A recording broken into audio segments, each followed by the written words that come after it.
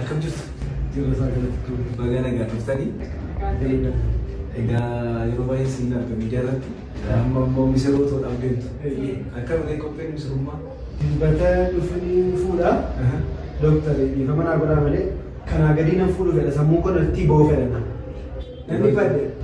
Namni badde sun waan godhu. Yeroo hundaa akkas naan jedha immoo abbaa mana mataa qabdi gochuun barbaadu. Yeroo hin barbaadu. Dooktarri bira tokko dhala godhannu.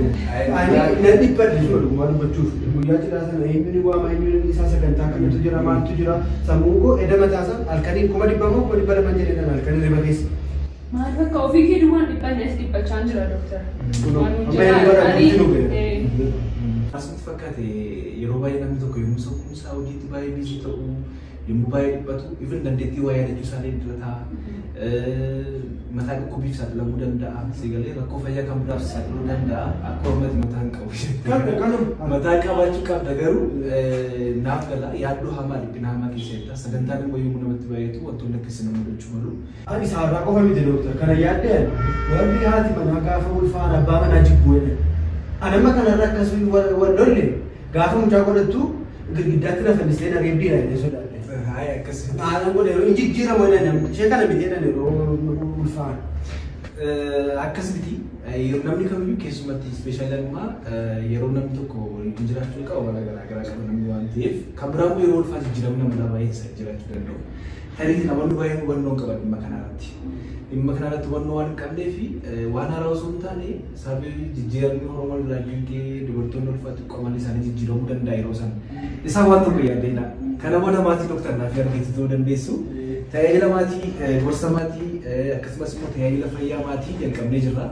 Isinis immoo sagantaa keessan dhufnee erga isinii bareechinee booda dhuftanii kilinika keenya dooktar Naafiyaatti gorsa fayyaa yaala fayyaa kamiyyuu anytime argachuu dandeessu. Baay'ee ulfaadhaa dooktar kan cidha keenya booddees akkuma maatiitti maatii keessan ta'uu barbaanna yeroo hundaa sagantaa kanarraa hirmaachuu barbaanna miseensa keessan taanaa jechuudha asuma.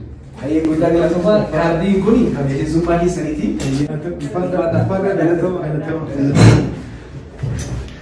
Akkam jirtu kabajamtoota hordoftoota keenya nagaa keessanii nagaa fayyaan isiniif haa ta'u jenneerra oduu gammachiisaa dooktarri keessan dooktarri isin baay'ee jaallattan kanaan dura gama miidiyaa garaagaraatiin feesbuukiidhaan yuutuubiidhaan odeeffannoo fayyaa kan nu bira argachaa turtanii dhiyoo kana immoo magaalaa Finfinnee keessatti magaalaa Finfinnee handhuura Oromiyaa walakkaa keessatti dooktar Naafiyaan Oofis Kilinik and Meedikaal Konsalteeshin kan jedhu barnee hojii jalqabnee jirra jechuudha. Namoonni hedduun dhufanii yaalamaa jiru. Namoonni hedduun dhufanii dhimma fayyaa isaanii waliin mariisaa jiru. Dabalataan namoonni hedduun immoo faamilii paakeejii kan jedhu dhumarratti siin ibsa maal akka ta'e waaqodhaaf saariin maal akka isaan bitatanii sirriitti ibsa jechuudha. Baay'ee keessan gammachuu keessan nuuf ibsaartu galatoomaa isiniin jennaan namoonni hedduunis immoo bilbilaan yaalamuu jalqabdaniitu. Egaa dooktar Naafiyaan Oofis Kilinik and Meedikaal Konsalteeshin maal hojjeta kan jedhuu fi namni tokko yommuu gara kilinika keenyaa yookiin gara dhaabbata keenyaa dhufu qorannoon fayyaan godhamaa fi akkasumas immoo yaaliin fayyaan godhamaaf jechuudha. Dabalataan immoo gorsi fayyaa yeroo bal'inaan qabaatee dhimma fayyaa kamiyyuu nu waliin taa'ee mari'achuu danda'a jechuudha. Isa booda waan barbaachisu hundumaa yaalii barbaachisutti goonee fi yaaliin dabalataa yoo barbaachise immoo hospitaalota biyya keessas ta'e biyya alaa jiran biyyoota alaa kanneen akka Istaanbul fi Dubaay Indiyaa jiranitti akka isaan yaalamaniif haal dureewwan kamiyyuu mijeessuu dandeenya jechuudha. Kanaaf qaamaan dhuftanii yoo yaalamuu barbaadan qaamaan dhuftanii gorsa fayyaa fudhachuu barbaadan qaamaan dhuftanii yaalii fayyaa fudhachuu barbaadan namni kamiyyuu appointment kaardii baafatee dhufuu danda'a jechuudha. Bakki nuti itti argamnu magaalaa Finfinneedha. Magaalaa Finfinnee Masqal Filaawar Hoteela Naaziraa fuulduratti argamna. Lakkoofsa bilbilaa isin maxxansina. Dabalataan immoo namoonni gara biyya alaa yaalii garaagaraatiif riifar taatanis akkasumas immoo biyya alaa deemtanii yaalamuu barbaadan Istaanbuliin deemuu barbaaddu Turkii deemtanii yaalamuu barbaaddu akkasumas Dubaayin deemtanii yaalamuu barbaaddu maarree kottaa waliin mari'adhaa keezii keessan ilaallee hospitaala beekamaa gatii madaalawaa ta'een keezii keessan hospitaala achiitiin dhiyeessinee akkasuma yaalamtan isin gochuu dandeenya jechuudha. Dabalataan waan haaraa kan maal qabna waan haaraa baay'ee keessanii komeediyaan waaqunfaa maal bitatanii jechaartu faamilii paakeej kan jedhu kan dooktara dhuunfaa dooktara koo yookiin immoo maay dooktar jedhu. Kana jechuun maal jechuudha? Namni kamiyyuu bakka jiru taa'ee fakkeenyaaf biyya keessa jiraachuu dandeessu biyya alaas jiraachuu dandeessu. Paakeejiin kuni yeroo barbaadanitti dhimma fayyaa keessanii dooktara wajjin mari'attu, yeroo barbaadan dhimma fayyaa keessanii dooktara waliin mari'attu jechuudha. Dabalataan yoo qaamaan as jiraatan immoo qaamaan dhuftanii kilinika keenyatti yaalamuu dandeessu jechuudha. Kanaaf namni kamiyyuu kan ji'a 3, kan ji'a 6 kan waggaa tokko jedhee jira.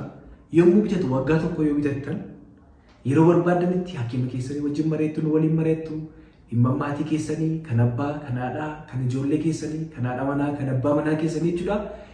Akka dhuunfaatti dhuftanii yeroo kamittuu nu waliin mari'achuu dandeessu jechuudha. Kanaaf faamilii paakeejii kana bitattanii kan waggaa tokko maatii keessanii bituu dandeessu, ofii keessanii bitachuu dandeessu, gorsa fayyaa, yaala fayyaa jechuudha. Qaamaan yoo argamtan dhuftanii ji'a 3 qorannoowwan dhiibbaa dhiigaa, dhibee sukkaaraa isiniif godhama, maatii keessaniif isin godhama. Rakkoon fayyaa kamiyyuu isin mudate yeroo kamitti nu bilbiluu dandeessu. Dabalataan immoo gara kilinika keenyaa dhufuu dandeessu jechuudha. Kanaaf namoonni dooktara dhuunfaa qabdoo meeqnas dooktara dhuunfaa qabaachuu barbaadan yookiin immoo faamilii dooktar Naafii Argeetuu ta'uu barbaadan ammaa jalqabdanii kan ji'a 3 kan ji'a 6 hanga waggaa tokko bitachuu dandeessu. Akkamitti bitachuu dandeessu? Lakkoofsa bilbilaa sirriitti nu argattan 99 10 20 29 ammas irraan deebi'aa 99 10 20 29. Dabalataan namoonni qaamaan argamuu hin dandeenye biyya alaas jiraattan yookiin bakka biraas biyya keessas jiraattan tajaajila bilbilaan gorsa fayyaa kennuu jalqabnee jirra. Tajaajilli bilbilaan gorsa fayyaa kennuu kana maali?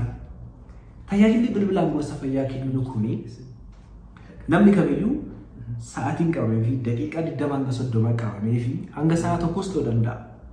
Bilbilaan dooktara mari'achuu barbaada, dhimma fayyaa kun mari'achuu barbaada, qaxaroo naa qabaa jettanii lakkoofsa WhatsApp isinitti biratti bilbiltu. Egaa hubadhaa nama kuma hedduutu bilbila. Hundumtuu gaaffii qabeedha.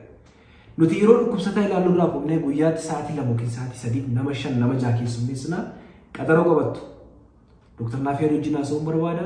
Dhimma fayyaa mari'achuu qabattanii. Isa booda maallaa kaardii isiniif ba'a. Achuma teessanii kaardii isiniif kennama. Sa'aatii 2 hanga 3 yookiin 3 hanga 4 yookiin 4 hanga 5 jedhamee sa'aatiin isiniif kennama. Sa'aatii sanatti dooktara keessanii wajjin haasoftu. Firii taatanii viidiyoo kooliin ta'uu danda'a, WhatsAppiin ta'uu danda'a, imoodhaan nu waliin haasa'uu dandeessu jechuudha.